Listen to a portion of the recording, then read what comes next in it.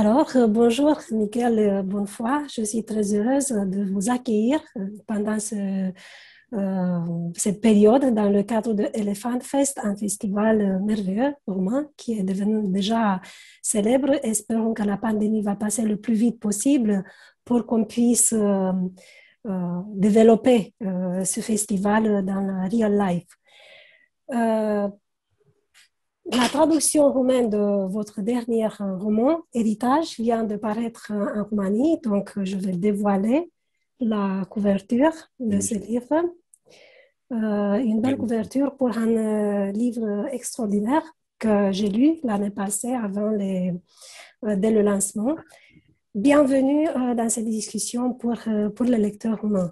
Merci beaucoup. Je suis très, très heureux de cette invitation et j'ai hâte d'être en Roumanie pour pouvoir vous rencontrer en vrai. Ce livre vient d'être primé, récompensé par le prix des libraires français. Et il y a une autre histoire qui a déjà commencé l'année passée, après la publication en France de l'héritage. Euh, il y a un prix Goncourt, dont tous on connaît qu'est-ce que ça signifie, le prix Goncourt, mais en même temps, depuis 8 ans, cette année, il y aura le 9e an, il y a un Goncourt, le choix roumain. Pour les Roumains qui ne connaissent pas, mais je pense que déjà plusieurs sont au courant, ce choix roumain est fait dans les universités roumaines par les étudiants qui lisent toute la liste des livres choisis, la liste longue des livres choisis pour le Goncourt. Et donc, ils ont choisi L'Héritage comme étant le meilleur roman, le meilleur livre de l'année passée, ce qui était formidable parce que moi aussi, j'ai beaucoup aimé ce livre et je l'ai choisi. Je désirais qu'il soit partie de notre plan éditorial afin que ce choix se fasse. Comment est-ce que vous avez reçu la nouvelle? J'ai reçu la nouvelle avec émotion et j'en garde un souvenir ébloui. Je savais que cette dispute, ce combat allait être compliqué avec mes collègues, amis écrivains qui sont brillants, talentueux, intelligents. Et il y avait des livres merveilleux qui étaient sur cette liste. Donc je trouve en effet que j'ai eu beaucoup de chance par des rebonds et par des ricochets de l'histoire de me retrouver grâce à vous en fait dans ce choix de concours de la Roumanie. Et puis, il y a quelque chose de beau également dans ce choix Goncourt, car il est démocratique. Il est donné, comme vous dites, par des universitaires, il est donné par des libraires, par des bibliothécaires, par toute une foule de gens qui votent dans l'ombre sans véritablement savoir qui sont les auteurs. Il n'y a rien de plus beau que des prix qui sont donnés par une sorte de voix populaire, plutôt que par quelques personnes assises à une table. Donc, très, très, très heureux de faire partie de ce choix collectif. Ce qui est significatif, c'est que la sélection et le choix roumain se fait indépendamment et avant le choix français. J'ai participé il y a 3 ans dans le board qui a présidé la sélection et je sais que les critères sont d'une part la qualité littéraire. Le Hmm. choix est fait par les étudiants, seulement par les étudiantes, donc la qualité littéraire, et puis la dimension de l'universalité. Donc ça veut dire que de toute la liste, la longue liste, ce roman répond, dit quelque chose au public roumain. Qu'est-ce que vous en pensez de cette universalité? Et je voulais aussi vous inviter avec cette question de nous donner un petit peu le cadre narratif de ce merveilleux roman. Merci beaucoup. Eh bien, par rapport à cet écho, ce rayonnement que peut donner un livre et qui résonne finalement dans d'autres cœurs, dans d'autres timbales, dans d'autres tambours qu'on ne connaissait pas, je trouve que il n'y a rien de plus beau que cette multiplicité des lectures. Et ça me fait penser à cette belle image de Jean Giono, dans laquelle il parle qu'un écrivain est comme un petit enfant qui est en train de construire une tour de pierre et il est concentré sur sa structure narrative de cailloux. Et il oublie trop souvent qu'il y a parfois une lumière qui illumine la tour et qui crée une ombre qui est beaucoup plus vaste, beaucoup plus large, beaucoup plus profonde, beaucoup plus puissante et qui est ça, c'est la lecture du lecteur qui ne voit pas la tour, mais qui voit l'ombre de la tour qui est tellement plus vaste. Alors que l'écrivain, lui, n'a pas vu cette ombre. Il est simplement concentré dans sa petite tour. Et du coup, il n'y a rien de plus beau de se rendre compte, en effet, que quand on est en train d'écrire quelque chose, dans la solitude et le silence de notre chambre, on oublie trop souvent qu'il va y avoir des lecteurs de l'autre côté du monde qui vont le lire et qui vont y voir quelque chose que toi, tu n'avais même pas vu. dans ce que toi tu as fait de particulier, eux vont voir quelque chose d'universel. Et à ce compte, alors, ça peut en effet nous amener vers la trame narrative, ou du moins le premier squelette de l'histoire, qui est tout simplement l'histoire d'une famille de maîtres de chais, d'œnologues et de vignerons français du Jura, qui un jour, à la crise du phylloxéra, décident de partir de la France, prendre des navires en fer et s'installer au Chili, après avoir traversé l'Atlantique, pour replanter le pied de vigne sur les flancs de la cordillère. Et c'est cette famille, justement, qui est déracinée et qui est replantée métaphoriquement de l'autre côté du monde, qui va faire souche, qui va planter alors ses racines et ses pousses d'une façon profonde dans ce nouveau sol chilien, avec ses minéraux, avec son syncrétisme, avec ses traditions, avec son idiosyncrasie, et qui vont créer une sorte de mélange entre les Français et les Chiliens pour faire quelque chose de métissé et de beau. Et ils vont tellement s'intéresser au Chili que finalement, à la nouvelle de la Première Guerre mondiale, ils vont décider de repartir en France pour faire le combat et défendre un pays qu'ils ne connaissent pas. J'avais tout simplement envie de montrer à la fois l'absurde et à la fois la beauté de deux continents, une famille, deux guerres mondiales, une dictature, un siècle, auquel on montre à la fois quelque chose que tout est opposé et à la fois quelque chose qui est complètement joint. Donc, c'est un grand roman familial qui fait cette liaison entre deux continents, donc c'est sa dimension d'universalité. Ce qui m'a beaucoup plu, c'était cette voix intérieure qui se dégageait, qui était la voix de la narration. Pratiquement, le roman est à la recherche d'un ailleurs vers lequel on tend, qu'on rêve, un ailleurs qui, une fois qu'il s'agit d'une immigration, il n'est nulle part. Il est partout et il n'est nulle part. Donc, c'est cette histoire de déracinement. Et en même temps, il y a une autre chose qui m'a beaucoup plu, le fait que tout en étant un roman de l'immigration, c'est un peu à l'envers. Parce qu'on est surtout dans la deuxième partie du XXe siècle, mais maintenant, on est plus habitué à l'immigration qui part des pays plus pauvres ou sous-développés vers des pays plus riches. Or, ici, c'est un peu à l'inverse, qui était une caractéristique d'ailleurs du début du XXe siècle. C'est quelqu'un qui part de France et qui va ailleurs dans la recherche d'une meilleure vie. Il va vers la Californie, donc une terre rêvée de richesses, mais paradoxalement, et c'est un côté ironique ici, il est obligé de descendre à Chili, donc c'est un hasard. C'est un hasard qui va se projeter sur toute l'histoire qui va suivre. Comme vous dites, il s'agit de 4 générations après le Lansonnier qui part de France et qui arrive au Chili. Exactement. C'est tout à fait ça. Je trouve très beau ce que vous dites, Magde, par rapport à cette idée de changer un peu la chose et montrer en effet que les migrants ou la migration qu'on imagine moderne est seulement depuis l'Afrique vers l'Europe, alors qu'au contraire, pendant si longtemps, fin 19e, après la guerre franco-prussienne, il y a eu tant d'Européens qui ont essayé justement de fuir la guerre, la famine ou quelques épidémies naturelles pour aller faire souche ailleurs. Et donc, c'était quelque part une manière aussi de faire un clin d'œil aux Français qui aujourd'hui sont contre les migrants et de leur dire attention, vous aussi, vous avez été à la place de ceux qui aujourd'hui essayent de monter dans des caravanes de fortune dans l'espoir d'une vie meilleure. Donc, quelque part, ouais, c'était aussi montrer ça en relief, comme vous le dites parfaitement.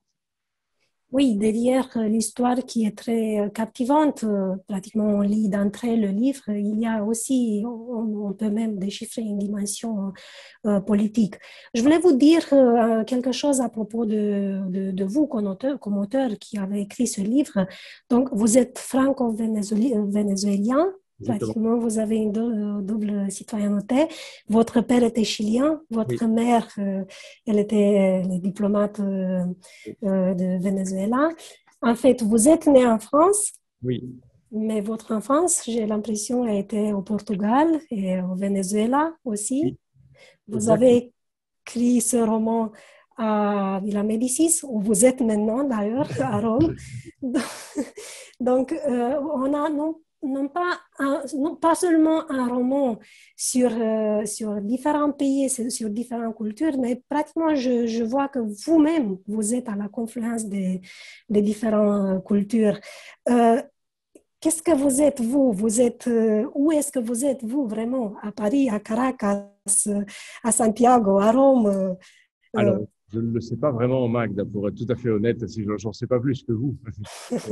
Pour être tout à fait honnête, en effet, il y a d'un côté un héritage latino-américain, bien sûr, puisque mon père est de Santiago de Chile et ma mère, comme vous l'avez si bien dit, est de Venezuela, plus précisément de Maracaibo, dans l'état de Zulia, qui est dans l'ouest du Venezuela, et qui sont un peuple très particulier au Venezuela, au point qu'ils sont presque une sorte de pays à part. Donc, c'est vraiment le Venezuela dans le Venezuela. Mhm. Et né en France, comme vous l'avez dit, une enfance et une jeunesse très désordonnée, puisque j'ai énormément bougé de pays en pays, de capitale en capitale, de frontière en frontière. Et puis également, bien sûr, aujourd'hui j'habite à Berlin, j'ai écrit le livre à Rome, et c'est ce qui fait du coup que cette espèce de côté un peu cosmopolite, ce métissage, ce croisement, cette espèce de éventail de différentes nationalités et de langues qui me semble un des rares sentiers que peut prendre l'humanité pour essayer d'avancer. Et lorsqu'on me demande quels sont les pays que tu préfères, quelle est la langue que tu préfères, quelles sont les coutumes ou les traditions que tu préfères, etc., j'ai beaucoup de mal à répondre car je veux croire au contraire qu'il est possible d'avoir dans mon cœur plusieurs couleurs, comme une sorte de grande mosaïque, et de me rendre compte qu'à mes enfants, j'ai envie de leur donner ça. Moi, je viens d'avoir une petite fille, ma femme est enceinte d'une deuxième fille, et ma femme est danoise, donc elle lui parle en danois. Moi, je lui parle en espagnol. On vit à Berlin, mais la langue véhiculaire entre moi et ma femme est le français et l'anglais. Et donc, quelque part, il y a déjà 5 langues et 5 continents et 5 pays différents qui sont en train de se joindre dans le cœur de cette petite fille. Et c'est essentiel pour moi de lui laisser ça, la tolérance des peuples, de comprendre que les frontières doivent être poreuses et qu'on ne peut pas créer des murs de frontières entre les différentes patries ou les différentes nations. Si j'arrive à faire une petite fille qui est tout à fait internationale et qui peut s'asseoir avec n'importe quelle table, alors, d'une certaine manière, humblement, je suis en train de participer à un patrimoine pour un monde meilleur demain. Il y a un livre, une chose que je n'ai pas connue lorsque j'ai lu votre livre, parce qu'on m'en a parlé, on m'a dit que c'est un livre formidable, donc j'ai préféré de m'y plonger sans faire de recherche autour. Je l'ai lu comme une saga familiale. J'étais émerveillée par ce mélange d'histoire et de fantastique en même temps, mais je n'ai pas su qu'il y a entre la saga familiale que vous présentez dans l'héritage et votre propre histoire, il y a une connexion. Donc, il y a une connexion familiale. Est-ce que vous voulez parler un petit peu de cette connexion qui me semble formidable? Donc, pour moi, c'était waouh. Bien, oui. En effet, il semblerait que les Bonnefoy étaient une famille originaire du Jura, près de Lons-le-Saunier, plus précisément dans un endroit qui s'appelle Clairvaux-les-Lacs, près de Boissia. Ils étaient vignerons, taverniers, ou du moins ils travaillaient un peu dans le monde du vin.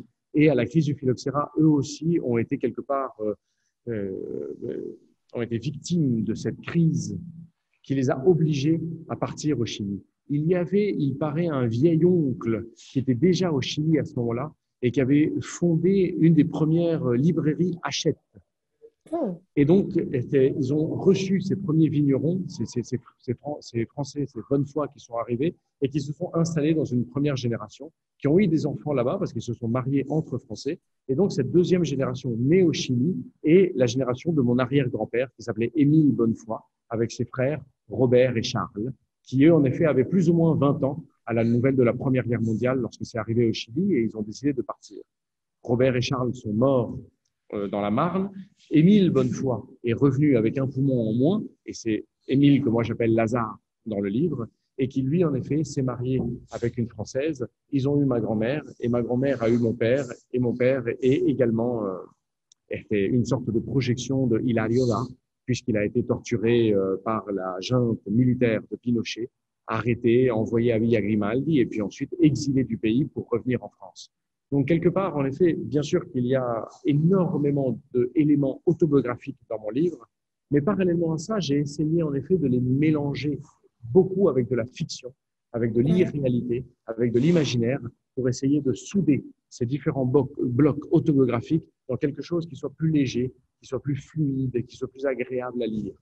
Si je racontais entièrement tout ce qui s'est passé dans la réalité, avec beaucoup de fidélité et beaucoup de loyauté, vous me diriez non, ce n'est pas vrai, c'est pas possible. Or, j'ai été obligé d'utiliser la fiction pour brider la réalité. Et c'est ça ce que je trouve hyper intéressant, c'est que la réalité peut se permettre le luxe d'être invraisemblable, paradoxalement. Alors que la fiction, elle ne peut pas se permettre ce luxe-là. Donc il a fallu en effet quelque part rendre la réalité moins surprenante en utilisant de l'imagination. Vous voyez le paradoxe? Oui, oui. D'ailleurs, oui, derrière cette grande histoire dans un roman, donc histoire en beauté dans une histoire, il y a une autre chose qui est très forte d'ailleurs, une référence que vous faites à travers ce personnage, Hilarioda, c'est un sort de prototype de votre père, n'est-ce pas? Absolument. C'est tout à fait ça. Mon père, en effet, quand il avait 17 ans, est rentré dans le MIR, qui est le Movimiento de Izquierda Revolucionario. Il a été, en effet, arrêté et envoyé à Villa Grimaldi, qui est un centre de torture. Il a été torturé pendant à peu près 3 semaines. Ensuite, il a été envoyé dans une prison commune. Ça, c'est un passage que moi, j'ai enlevé du livre parce que je n'avais pas envie de rallonger le livre. Mais il a passé près de 3 mois dans une prison normale et il disait que c'était un paradis à côté du centre de torture. Et après la prison, il est parti en effet en France. Alors, il n'est pas arrivé tout à fait en France, il est arrivé à Barcelone. Et à Barcelone, il a donc écrit, il a eu besoin d'écrire un livre cathartique pour se purifier comme ça, pour pouvoir se vider de tout ce qu'il avait vu, tout ce qu'il avait vécu. Et il a écrit un livre qui s'appelle Relato en el frente chileno, récit sur le front chilien, dans lequel il donne des détails terribles sur tout ce qu'il a vécu dans la torture. Ce livre a été publié dans une maison d'édition clandestine à Barcelone, la maison d'édition Blume, la éditoriale Blume, et mon père a pris un pseudonyme pour protéger les bonnes foi qui étaient restées au Chili, et son pseudonyme, c'est Hilario Da. Donc, quelque part, 35 ans plus tard, moi, j'ai décidé de prendre ce livre comme document archive, comme registre de l'histoire, pour pouvoir le transformer avec la mélasse de la fiction, par le filtre de la fiction, et en faire de ce personnage de Hilario Da, pseudonyme de mon père, un vrai personnage du livre, et de faire en sorte que lorsque Hilario Da, dans le livre Héritage, quitte le Chili pour arriver en France, il change de nom de la même manière que mon père, lorsqu'il est arrivé en Europe, il s'appelait au Chili Pedro Miguel, Miguel comme moi, et du coup, en effet, il est arrivé en France et il s'est appelé Pierre Michel. Et donc, dans le livre, il y a, je ne dévoilerai pas la fin, mais il y a un Michel René, Michel, bien sûr, comme le prénom de mon père, et René qui vient de Renaissance. Donc, c'est quelque part Michel qui est René. Donc, c'est Hilario Da qui naît une deuxième fois. Donc, en fait, c'est un clin d'œil énorme à l'histoire de mon père. Est-ce que vous avez parlé avec votre père à propos de cette porosité, comme vous aimez dire, pratiquement un texte passe dans un autre texte en rendant justice à une réalité. Moi, personnellement, j'ai pensé à la littérature de prison qu'on avait écrit même en Roumanie pendant les années de la tyrannie communiste. Absolument, c'est exactement ça, c'est plus ou moins la même idée. Et en effet, j'en ai longtemps parlé avec mon père, avec beaucoup d'émotion. Mon père est un homme très généreux, très agréable, et qui en parle très ouvertement.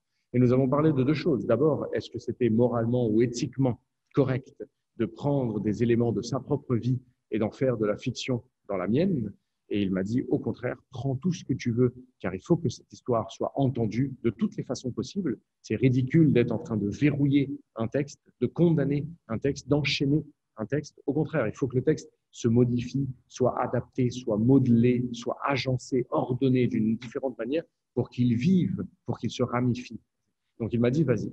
Et ensuite, bien sûr, on a parlé à un niveau littéraire de cette porosité dont vous parlez, où on pourrait utiliser le mot intertextualité, c'est-à-dire que ce jeu qu'il y a entre les 2 livres, entre les 2 récits, qui sont tout à fait différents et qui pourtant parlent de la même chose, qui à la fois se font miroir et à la fois s'opposent entièrement. Mon père a une écriture beaucoup plus sèche, beaucoup plus aride, beaucoup plus pointue, beaucoup plus aiguillée que la mienne, alors que moi j'ai une écriture qui est plus fleurie, qui est plus tropicale, qui est plus sensuelle, qui est peut-être plus savoureuse. Et donc, on avait parlé beaucoup de ça. Est-ce qu'on a le droit de mettre des fleurs dans l'horreur, ou est-ce qu'au contraire, on est obligé de raconter l'horreur avec des mots durs, tu vois? Et donc là-dessus, en effet, c'était une très belle conversation qu'on avait, parce que mon père est écrivain également, donc on a beaucoup de conversations à niveau littéraire, et on est très amis. Je pense que si mon père avait le même âge que moi, on serait de très bons amis. C'est pour cela que je vous dis, le livre était extraordinaire pour moi. Au moment où je l'ai lu, sans savoir cette histoire réelle qui était derrière comme prétexte, parce que oui, la narration pratiquement rend une réalité très forte, une réalité très percutante, oui, qui est immémoriale d'une certaine façon. Exactement ça. Et pour tout vous dire, Magda, et puisqu'on se dit tout, puisqu'on est entre amis, on est en famille, eh bien, il se trouve que moi, je couve le rêve d'écrire un diptyque d'héritage. Je ne sais pas si Oui. vous vous souvenez qu'à la toute fin du livre, Hilariola rencontre le personnage de Venezuela lors d'un match de football. Or, j'ai Mhm. très envie de pouvoir raconter toute l'histoire de Venezuela et de finir le livre sur Venezuela en disant que cette Venezuela arrive à Paris et rencontre, lors d'un match de football, un jeune réfugié politique de la dictature de Pinochet appelé Hilario Da. Et donc, je me suis dit en effet que si je pouvais faire un autre livre, c'est-à-dire que d'un côté, il y a la racine bonne foi, non, qui arrive jusqu'à cette rencontre dans le match de foot, et si je peux faire l'autre arbre de Venezuela qui arrive de l'autre côté Mhm. et se joindre dans un même final, alors je ferai deux livres tout à fait indépendants et séparés, mais qui peuvent se répondre l'un l'autre. Et ça, c'est en effet un des projets que j'ai dans mon cœur depuis très longtemps. Oui, cette liaison avec la partie latino-américaine américaine de votre héritage. Comment est-ce que vous avez choisi d'écrire en français quand j'ai l'impression que le français n'était pas votre première langue? C'était... Absolument. Absolument. Le français, en effet, est une sorte de deuxième langue, bien que j'ai. Enfin, c'est pas ma langue maternelle, puisque je parle avec mes parents, avec ma mère en espagnol, et c'est sans doute une des premières langues de mon cœur. Cependant, moi, je suis né à Paris, et puis après, j'ai été dans des lycées français à l'étranger. Donc, quelque part, le français a fait partie de ma vie, fait partie de mon cœur, et tout à fait était dans le même système de cocktail de langues que j'ai dans ma jeunesse et dans mon parcours. Donc, bien entendu que le choix a été difficile, car d'un côté, bien, je tendais d'une façon naturelle, primitive, instinctive à écrire en espagnol. Cependant, je me rendais bien compte qu'avec des études en français, avec l'université en français, il était beaucoup plus simple pour moi de parfois trouver quelques astuces de langue directement en français. Donc le livre est pensé, réfléchi en espagnol. Les lectures que j'ai faites ont été beaucoup de lectures en espagnol aussi, puisque ça se passe au Chili, mais ça a été en français que j'ai transformé dans une sorte d'alchimie linguistique tout cet imaginaire latino-américain dans un réceptacle français, un creuset français, si on reprend le champ lexical de l'alchimie. Donc ça s'est joué de cette façon. Donc, dans la stylistique du réalisme fantastique que nos lecteurs vont découvrir eux-mêmes en lisant ce livre merveilleux avec des personnages qui te restent dans le cœur, pour ne pas dire dans la tête, parce que c'est un des personnages absolument merveilleux. Pour refaire un petit peu l'unité du livre, il s'agit d'un roman qui est assez court, environ 200 pages, dont l'action se passe sur une période de 100 ans Oui, à partir de 1873-1973. L'histoire enfin, dans l'histoire, il y a deux grands événements, deux guerres mondiales et aussi les 17 ans de la dictature de Pinochet, 4 générations. Donc, c'est pratiquement un tour de force pour moi. C'était comme une odyssée, pratiquement, qui m'a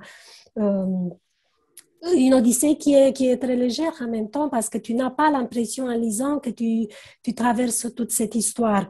Ma question serait comment est-ce que vous êtes arrivé à comprimer une si longue histoire personnelle et interpersonnelle en si peu de pages? eh bien, c'est une très belle question. Ça a été beaucoup de recherches que j'ai fait de mon côté, et du coup ici à la Villa Médicis, puisque ça a été vraiment écrit ici. Là d'ailleurs, juste derrière moi, là, au fond, on peut voir les portes de la bibliothèque de la Villa Médicis, qui est un endroit incroyable, incroyable, et où j'ai passé énormément de temps à faire des recherches sur le 19e siècle, sur l'immigration française, sur la Première Guerre mondiale, sur la Deuxième Guerre mondiale, sur les volières, sur la dictature, sur le développement de la ville de Santiago, sur le personnage de Aucan, par exemple, qui est un personnage mapuche, et donc, en effet, tout cet imaginaire indigène du sud du Chili, de l'Araucaria. Donc, vous n'imaginez pas la quantité d'informations que j'ai essayé de prendre, de noter. Et dans la première version du texte, le livre faisait 400 pages. Parce que naturellement, j'avais envie de mettre un peu tout ce que j'avais lu, ce que j'avais vu, et je trouvais que tout était fascinant. En plus de la grande histoire, il y avait toute l'histoire de ma famille qui était encore plus vaste. Et du coup, on m'avait raconté tellement d'anecdotes. Quand ma famille a su que j'étais en train d'écrire ce livre, tout le monde me racontait une anecdote. Donc, en effet, j'ai voulu mettre toutes les anecdotes pour pouvoir faire hommage à tout le monde. Et je me retrouvais avec une sorte de gigantesque livre qui devenait une sorte de fouillis, comme ça, une broussaille compliquée et sylvestre, où moi-même, je n'arrivais pas à me trouver. Au point que, dans cette première version, j'ai décidé en effet d'arrêter de faire des recherches, d'arrêter d'écrire, d'arrêter de rajouter et de laisser reposer le texte et commencer au contraire à trouver, à chaque fois qu'il y avait du gras, d'enlever du gras. Et j'ai pris beaucoup de temps à émonder, à élaguer, à ramollir comme ça, à raffermir le livre pour essayer de lui enlever, lui enlever, lui enlever, lui enlever. Et au bout d'un moment, je suis arrivé en effet à une version qui me convenait. Quand je l'ai envoyé à la maison d'édition, qu'ils l'ont mis en page, ils m'ont rendu le PDF en bon à tirer, en BAT, et je voyais que ça faisait que 200 pages. Et je me souviens que j'ai appelé la maison d'édition et j'aurais dit, vous êtes sûr que vous n'avez pas oublié un chapitre? Ça fait que 200 pages. J'ai l'impression d'avoir écrit beaucoup plus. Ils m'ont dit, non, mais regarde, il me semble que c'est ça. Et on a regardé, en effet, 200 pages. Donc moi-même, j'ai été surpris d'avoir autant comprimé. Et je me suis dit, il faudrait peut-être que je rajoute d'autres choses, parce que peut-être c'est pas assez. Et mon éditrice m'a dit, non, non, au contraire, c'est ça ce qui va donner la force, la vitesse du livre, son accélération. Et c'est ça ce qui va lui donner le côté intéressant, d'avoir fait quelque chose d'aussi vaste, avec des personnages, autant de personnages, en autant de temps, avec autant de trucs, en si peu de pages. La contradiction, l'oxymore du livre va fonctionner. Oui, c'est un livre merveilleux, comme un souffle, comme une respiration. Je vais vous adresser une dernière question. Euh, Moi, je suis éditeur et je vois depuis quelques années on écrit beaucoup. C'est ce que je peux dire. L'écriture est devenue très démocratique. On reçoit chaque jour des centaines, sinon des milliers de pages. D'autre part, cette épidémie avec l'école qui est, enfin, se fait plutôt sur Zoom, me rend soucieuse parce que je me demande est-ce que l'écriture, la lecture, est-ce qu'elle pourra, pour les générations qui vont venir, est-ce que lire un livre, ce n'est pas facile? Lire un livre, ça signifie une culture, avoir du temps, avoir, oui. Je pense toujours à ce décalage entre je ne sais pas, les temps d'or qu'on a vécu et qu'on vit encore de l'écriture et le fait que je ne sais pas si les gens pourront lire. Donc ma question c'est qu'est-ce que ça signifie pour vous être écrivain et quelle est la force de l'écriture, de la littérature de votre point de vue dans nos temps? C'est une très belle question, très compliquée, en effet, difficile à répondre en 5 minutes. Je me demande en effet si entre guillemets, un des rôles de l'écrivain n'est pas celui de copier la réalité, mais essayer de l'exprimer. Et en l'exprimant justement, quelque part, tu es en train de surprendre ton lecteur en lui disant quelque chose qu'il sait déjà. Tu vois? Et j'aime beaucoup cette idée, en effet, de pouvoir, quelque part, en effet, c'est comme lorsque tu lis la page, tu connais tous les mots qu'il y a dans la page, pourtant, c'est un ordre que tu n'avais pas. Et donc, tu lis quelque chose que tu connais, mais tu te surprends de le lire en même temps. Et ça semble complètement contradictoire et en même temps, c'est là, dans cette jointure, dans cette transition que se trouve, à mon sens, au-delà de l'écrivain, je pense, l'artiste en général. Et je pense à ce lieu aussi, à la Villa Médicis, qui rassemble des artistes de disciplines différentes, avec des gens qui sont soit des scénaristes, soit des musiciens, soit des historiens de l'art, soit des designers, soit des architectes, et qui finalement, on arrive tous à la même conclusion. On est en train de raconter la même histoire, avec le même thème, qui est le passage du temps, qui est la quête du bonheur, qui est la fascination pour la beauté avec un B majuscule, qui est peut-être la peur et la fascination de la mort. Finalement, on est tous en train de raconter la même histoire, mais chacun d'une façon différente. On est tous en train de se raconter une histoire qu'on connaît déjà, mais chacun avec une surprise différente. Et c'est là où je suis assez optimiste avec les générations à venir, car je pense que il y a un nouveau récit qui est en train de rentrer dans ce siècle, qui est le récit d'un côté de la prise de pouvoir des femmes, Et non pas seulement l'émancipation, qui est déjà énorme, mais une prise de pouvoir des femmes et à côté une préservation de la nature avec la biodiversité et tout le discours de l'écologie. Et si au XXIe siècle, on est en train de créer cette nouvelle construction sociale qui est à la fois le pouvoir des femmes et à la fois la préservation de la nature, alors en effet, l'art, l'écriture, la littérature ne sera là que pour accompagner ce mouvement, pour non pas le copier, non pas le remplacer, mais pour l'exprimer avec des métaphores, avec des allégories, avec des fables, avec des mythes, avec des nouveaux récits qui donneront peut-être une nouvelle façon d'être au monde.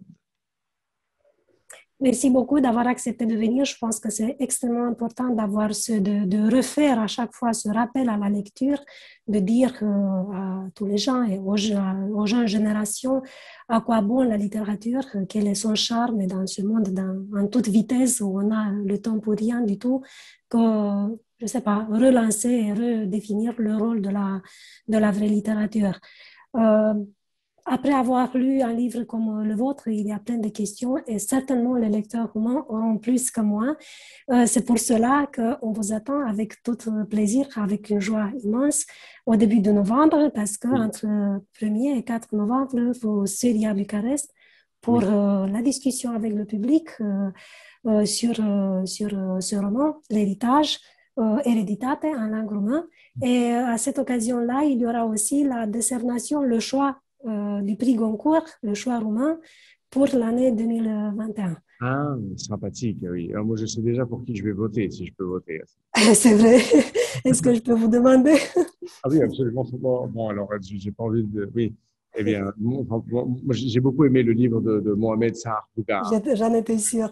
Il va être publié dans notre groupe C'est vrai? éditorial, Isabelle, oui, ah, dans la super. collection à Nancy, Ah, quel World bonheur. Fiction, oui, de Pandora M. Immense. Donc, Immense. je voulais que vous me confirmiez ce choix que nous avons fait. C'est un très bon ami en plus, Mohamed Sahar Bougar. Ah, alors Mohamed, très bon ami. saluez-le. Je le connais bien, je suis allé chez lui au Sénégal, je connais son père, je connais sa mère, etc. Donc c'est un très très bon ami. C'est quelqu'un que je respecte beaucoup, dont j'admire non seulement le travail, mais j'admire l'homme. D'ailleurs, donc, comme vous le dites, nous sommes déjà une grande famille. Absolument, Et on absolument. a, oui. Merci beaucoup et on vous attend à Bucarest bientôt. Merci beaucoup, Magda. Bravo.